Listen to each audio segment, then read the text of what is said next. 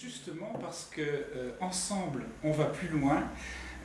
C'est la raison pour laquelle il y a près de 40 ans les centres se sont regroupés au sein d'une fédération départementale. Ils ont souhaité travailler en commun, regrouper leurs expériences. Voilà, ça ce n'est pas propre à la Charente-Maritime, bien évidemment, puisque sur le plan national, il y a 40-44 fédérations qui sont soit départementales, soit régionales, et de plus en plus, nous assistons à des créations de fédérations. Mais justement, si les centres sociaux se regroupent en fédération, les adhérents d'une fédération, ce sont les centres sociaux. Dans un centre social, ce sont les personnes, les individus ou les groupes qui sont adhérents. Dans une fédération, ce sont les centres sociaux qui constituent cette fédération.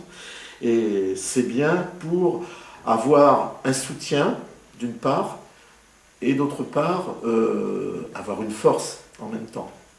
Donc c'est à ce titre que la fédération va agir, alors là techniquement, sur l'appui au projet, dont on a parlé tout à l'heure, au projet des différents centres sociaux, dans le respect des valeurs nationales de la charte, dont on a parlé tout à l'heure. L'appui dans des temps de crise, on parlait des partenariats tout à l'heure, donc en s'appuyant sur les partenariats de la CAF, du Conseil général, des collectivités locales, pour voir comment on peut trouver une sortie. Souvent les crises sont liées à des postures humaines, mais aussi à des problèmes financiers, souvent des problèmes financiers, et donc, surtout dans la période actuelle, avec les fragilités que nous pouvons connaître.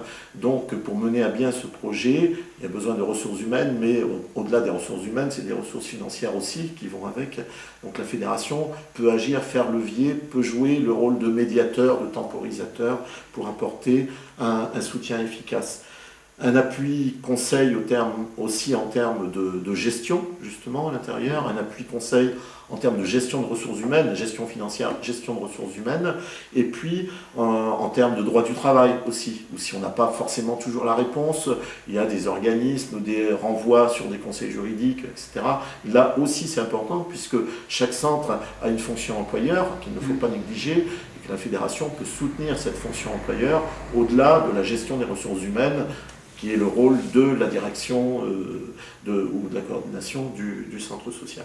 Alors c'est donc une aide, la fédération peut être une aide juridique auprès des centres, peut être une aide aussi au recrutement des personnels salariés, c'est une aide à l'organisation du centre social et éventuellement aussi une aide à la gestion, à la comptabilité.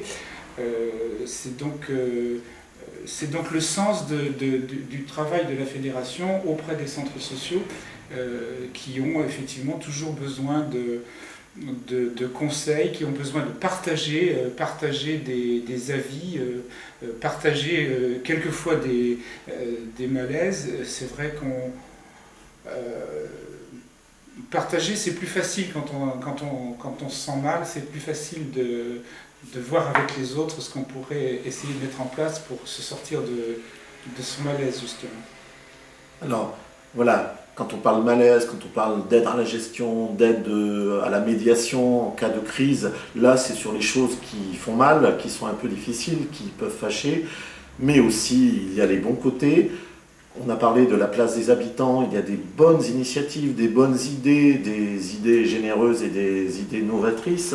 Donc le rôle de la fédération, c'est de participer à la mutualisation, à la connaissance, à la mise en valeur de ces idées, de ces actions, de ces expérimentations, les mutualiser pour les faire partager et pour faire aussi, là, restons modestes, participer à l'évolution de la société et à l'évolution des politiques publiques, y compris cela. Participer à la vie sociale, c'est un devoir civique aussi de valoriser des initiatives et des prises en compte de la dimension humaine dans notre société qui pourrait ne voir que l'homme en tant qu'individu lié à l'emploi, on ne va pas parler de marchandises, mais encore que c'est important de voir cette dimension humaine. Et on a eu des moments forts dans notre réseau, je pense dernièrement aux assises départementales de l'animation globale qui a regroupé plus de 200 personnes sur La Rochelle. C'est partager le meilleur dernier, avec des partenaires, c'était des vrais moments de bonheur. Si on remonte un peu dans le temps, il y a plusieurs années, un regroupement des bénéficiaires du RMI, 400 bénéficiaires à Tonnet-Charente dans les années début 90, au moment où la loi sur le RMI était en renégociation après 3 ans, la loi Rocard. Donc et on n'était que sur du positif. Comment, ou sur de la mise en tension, recherche de solutions à des problèmes, mais collectivement, encore une fois, on essaie collectivement de trouver des solutions à des problèmes et de renvoyer aux décideurs, dire ça va pas, comment on peut l'améliorer. Nous, habitants, on a aussi notre mot à dire. Alors le passé est une bonne fondation pour construire l'avenir, justement.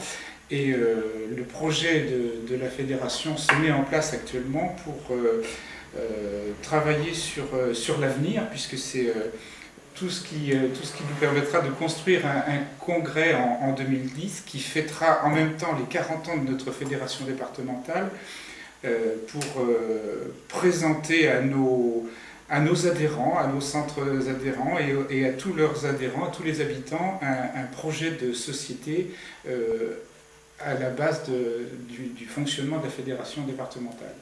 Voilà, et c'est pour ça, on a parlé des partenaires, mais de plus en plus se faire reconnaître pour défendre les valeurs que nous souhaitons mettre en œuvre et vivre dans notre société. C'est pour ça aussi que nous mettons ces valeurs en relation avec les élus que sont les députés. On en a parlé tout à l'heure sur les assises de l'animation globale, mais aussi du préfet, les plus hautes instances départementales qui nous paraissent importantes pour être connues et reconnues, pour pouvoir affirmer des choses et être un partenaire de la vie sociale dans notre département.